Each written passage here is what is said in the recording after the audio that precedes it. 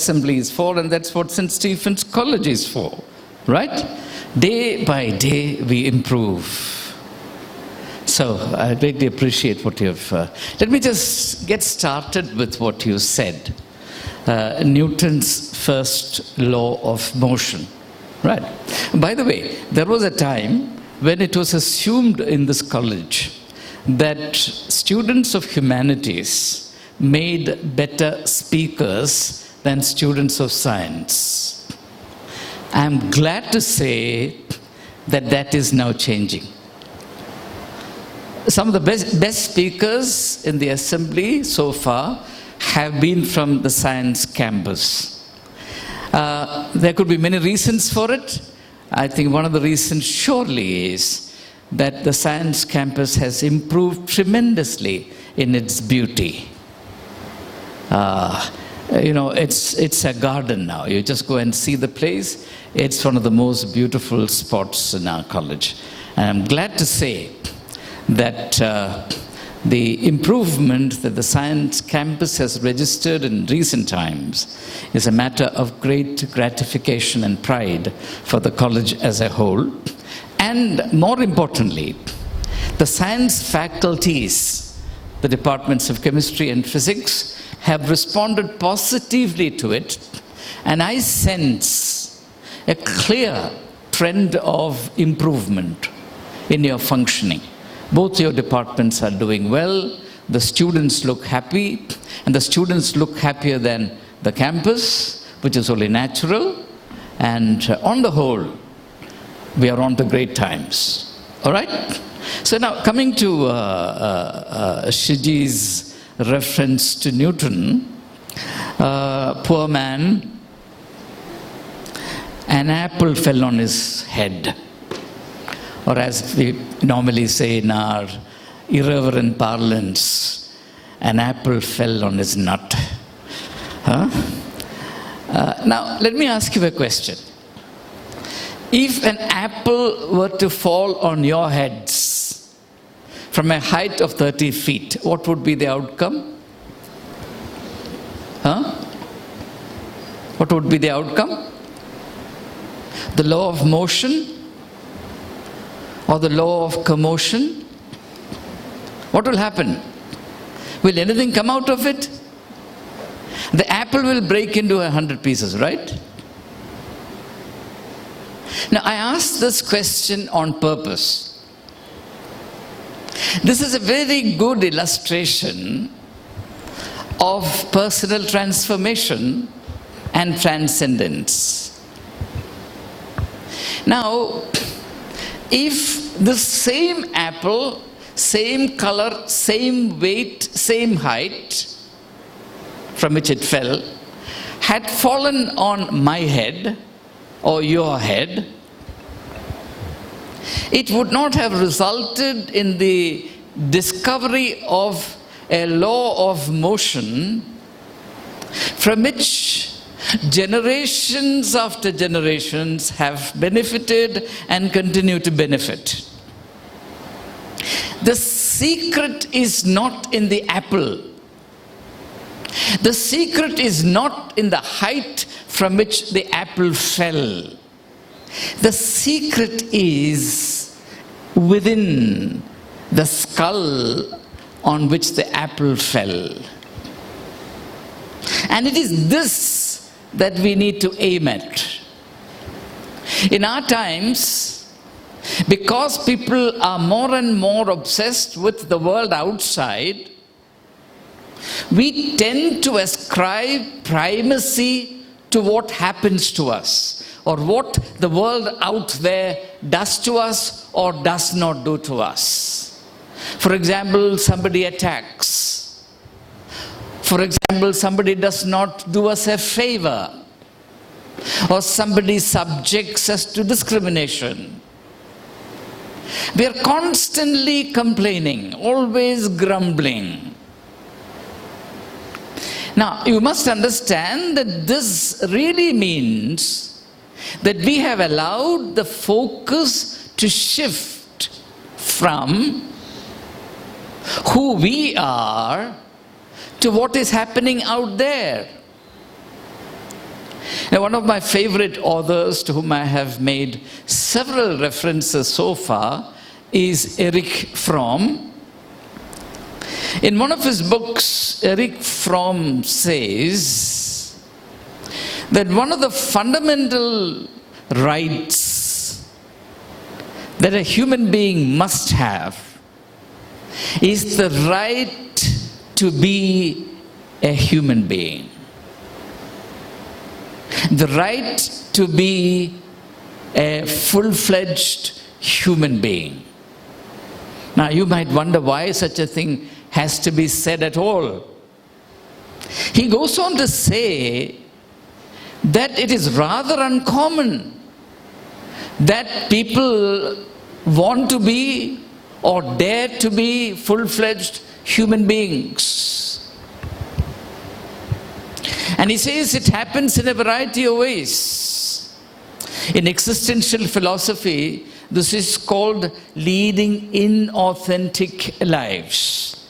Leading inauthentic lives as against leading authentic lives. Right? He says people willingly, eagerly give up their fundamental right to be full-fledged, true, authentic human beings by ascribing primacy to things outside of themselves. He says one aspect of this is the widespread belief that a larger-than-life character, a messianic character, like for example Hitler was deemed a messianic character by the Germans of the times, a messianic character will come and solve all of our problems. He says this kind of belief which individuals internalize simply proves that we have given away our right, our fundamental right to be full-fledged human beings. Then he goes on to say that the other way in which human beings do this is by allowing themselves to become things.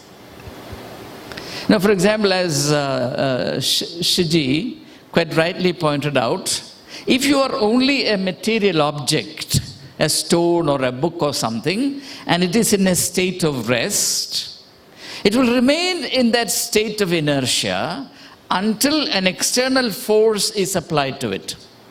Right? Now that's only natural. But we are not such lifeless objects. We are endowed with volition. We are endowed with a whole range of abilities, including thinking power, imagination, so on and so forth. We are capable of initiative, of interpretation, of making sense in the context in which we are placed. And therefore, when it comes to human beings, we don't have to wait eternally for something from outside to come and push us into action. Though she is very correct in saying that a very large number of people are forever waiting for something to happen to them. One example of this is lottery. You know, people buy lottery tickets. Right? Now, the idea of a lottery is that somehow something big will happen to you. Of course, even in the case of a lottery, you have to buy a ticket, isn't it? You have to do something. But what you have to do is very, very insignificant. And the whole phenomenon of lottery is built on this universal human weakness of people wanting to wait rather than work, so that they receive something out of turn, something that is not logically their deserve or their merit. Lenin had a good definition or explanation of lottery. He says, suppose you have a cow, which if sold in the market would fetch you 100 rubles. So let's say 1,000 rupees, okay? Now you don't want to sell it for 1,000 rupees. So what do? You announce a lottery. And you say that the first prize, only one prize, the first prize will be 10,000 rupees. All right? The first prize will be the cow. And each ticket will cost only 1 rupee. Okay? Now, 10,000 people buy lottery tickets because it's only 1 rupee each, and for 1 rupee you are getting a cow. Isn't that a good deal? Clever deal? Right? So people buy the lottery tickets, maybe 10,000, maybe 50,000. So how much money has accumulated? Depending on the number of tickets, either 10,000 or 50,000 rupees has accumulated. So the lottery day comes and it falls on somebody. And that person proudly walks away with a cow. The cow is looking important, and more important, the winner of the cow. But who is laughing all the way home? The original owner of the cow, who instead of getting 1,000 rupees has pocketed 10,000 rupees or 50,000 rupees. All right? So anyway, these things do happen. Now what I want to emphasize today is that it's important for us to recognize the potential within each one of us to influence and impact the world around. We have to reverse the trend. Rather than waiting indefinitely for something to happen to us, we can actually take the initiative and impact the world around us. If you don't do that, you will easily embrace the misleading self-image, the untrue, false self-image of being a victim. A human being becomes a victim only by default. Now, I have heard many people say, why has this happened to me? There must be some logic to it. You've not done well in the exam. Oh, why has this not happened? Why has this happened to me? I did very well in my class 12 examination. I got 99%, 99.12345%. But look at my grade now, I am 61.01%. Why has this happened to me? There must be some logic to it. But we don't want to look at the logic. So, this is the one thing I wanted to share with you based on what Shiji said. Now, today I want, it's almost time. Today I want to pick just one idea from the text, because it's extremely important.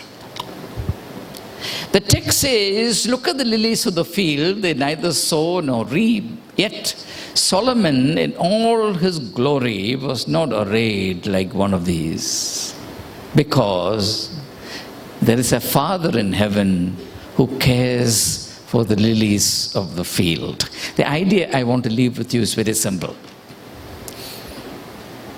Modern world, because of its pride, bred by the illusory sense of self-sufficiency created by material circumstances, affluence, created this myth of the self-sufficient individual who cut himself off from all kinds of traditional mainstays of life. As a result, life becomes the isolated adventure of a lonely individual. And all the burden comes upon you, upon the individual. And the individual invariably finds himself sooner or later unable to cope with that burden. It is this that drives people to despair and suicide. If you belong to a different worldview in which you believe that life is not entirely up to you and that you are not left alone in the adventure of life, and that there is a higher source, a higher force that you can draw from or lean on, and that there is some sense of cosmic justice, and therefore in times of crisis, in times of need, there are special resources that you can draw from, you will not sink into despair. You will not think that life is such an unfair deed after all. And that's precisely what this text is saying. You know, compared to the lilies of the field and the birds of the air, human beings fill their days and their lives with all kinds of tensions and worries about tomorrow, about day after tomorrow. Now it is next year or the year after next. We are actually adding on to our burdens. If you really analyze the logic of these burdens, you will know that what drives all of these unhelpful things is the myth, the wrong assumption that your life is entirely your business and that there is no other source of help or support or guidance that you can actually draw from. This is not true. In my life, the greatest and the most unforgettable experiences have all been having been in situations where my personal ability, my understanding, my intellectual capacities, my material resources were all inadequate. On account of which I opened up my being, my mind to something way beyond me and received in a very real and concrete manner the kind of help, the kind of confidence, the light, the strength, the hope to prevail. And that's a great experience. And that too is included in the concept of personal transformation. Right? Let's rise for prayer.